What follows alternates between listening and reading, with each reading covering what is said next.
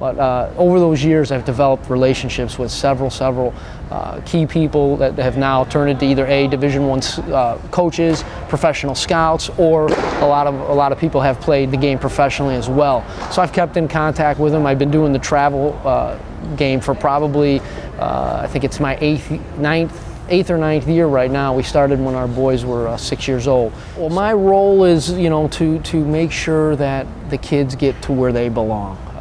And a lot has to do with being able to evaluate the student athlete as a player, as a person, and as a student as well. So my job is a never-ending situation. I have to keep up with their grades.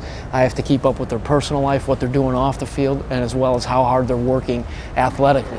Well, for me, a day in the life of that is very fun for me. I really enjoy it. I'm passionate about it. It's the best part of my day, to answer your question. It's the absolute best part of my day when I talk to colleges. I try and keep in communication with 20 to 30 schools on a 2 to 3 times a week basis via email, text, or personal phone conversations. So that's basically what a day, we'll talk on the phone. Having our website up and being able to reference players and watch their videos while I'm on the phone with schools is very important. One part is we have the talent with our athletes. We have that talent base there. It's easy, to be honest with you. It's easy to go out there and promote them and show them, hey, these are great kids. We're very careful about who we choose to be in this program, both athletically and in the classroom, and how they are off the field as well. We're very careful about that. We make sure it's the right fit, the right family. So it's not that difficult of a situation when you have the best athletes in the Midwest and some nationwide that you're working for. And then last year, talking with Coach Ruffalo, after many conversations with Coach Stone, we decided that it was a great fit for us to take some of our top future kids and come along to an elite program that had already established themselves as one of the top programs in the country. Obviously, what they're showing at the Perfect Game in Georgia, and many other national tournaments where obviously they're playing on the last day, which is always your goal. So it just seemed like a perfect fit, and this summer was an experience that I think Nick and the boys will never forget. The competition and the level of competition that they played was outstanding. I think what's important on this team is that with all the ability and all the talent that we have here, it's pretty odd that you have that kind of chemistry when these boys step on the field. They're not selfish in any way, both on and off the field. And I think that's what makes them most successful. So up to this point, it's been an unbelievable experience, and I would say that it's probably met expectations and going beyond that. I think the approach that we take is we put it in the athlete's hands, because as a father as well, I can say, I want my son to go here, I want my son to go there, but it's about what the student athlete wants to do. So we find out what really they want to do, we make sure it's a good fit for them, and then we stay in contact with them all the time, between myself, Coach Stone, yourself, and we're always keeping them in the mix of that. We'll reach out to them and get them video on how talented our players really are, and I think that really puts us one step ahead of everyone else. The constant communication. I think with anything in life, passionate communication is very important. And with my role, a lot of people say, wow, you're talking to all these schools, you're putting in all this time, you're putting in all this effort. I absolutely love it. I'm passionate about it. And at the end of the day, when I tell parents, if they thank me or if Coach Stone or thanks me, it's not about me. You thank the athlete.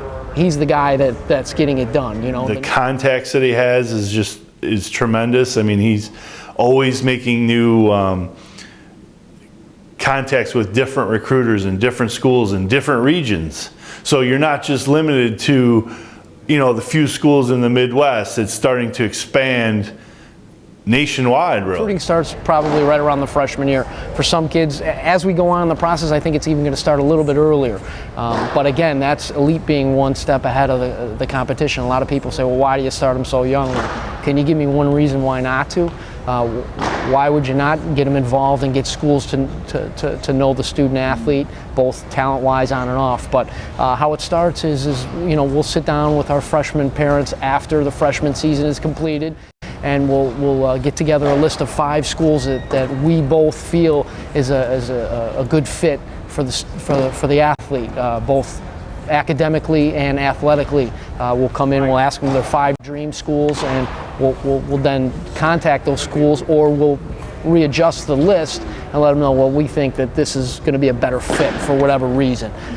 We'll contact the schools, we'll put them in position to be seen by the schools.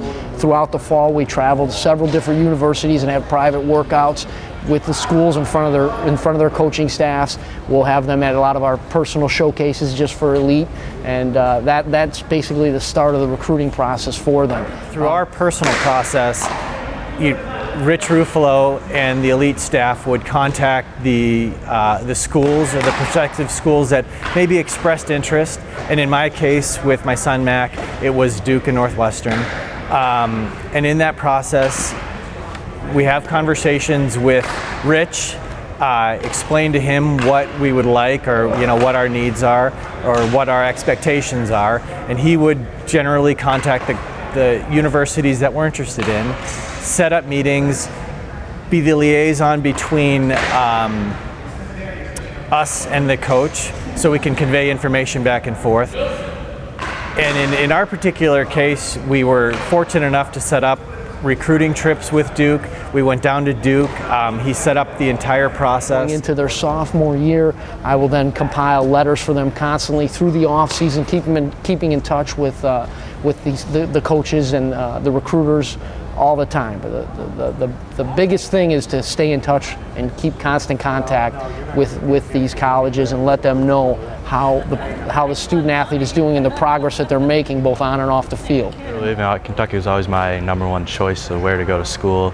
Always liked them, and then when they finally started recruiting me, it was nice. But when they got that offer and Coach Ruffalo doing all this stuff, it was really relieving knowing that I had great people that were able to help me out and be able to work and get my goal to play at Kentucky. When they were at all of our stuff in the fall, our pro day, college day, our term down in Florida, he was out there running around. When I was up to bat, he'd be running around calling them, telling them to come over, texting them, just letting them know what I'm doing, and handing out all the stats, my grade point average, my transcripts, all that, giving them all the stuff, really just talking to them, getting in their ear about me and letting them know what's going on with me. My baseball background, was a former high school coach in Arizona for 12 years. I was very blessed to have a lot of quality players.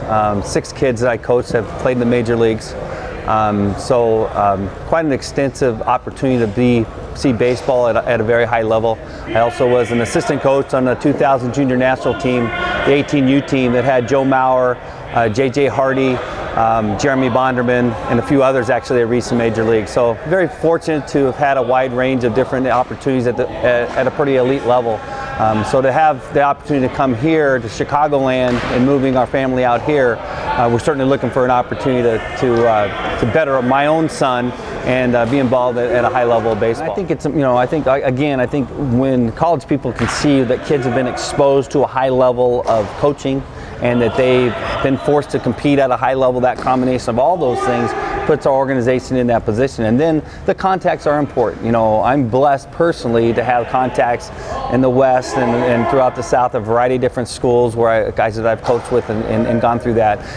Justin's done the same thing. And then Rich has the personality that he is very engaging and can, corner. And nice thing for Rich is that he's seen a lot of our 16-year-olds and as the head coach of the 15s, where he really has pretty good knowledge of our kids and what they can do too.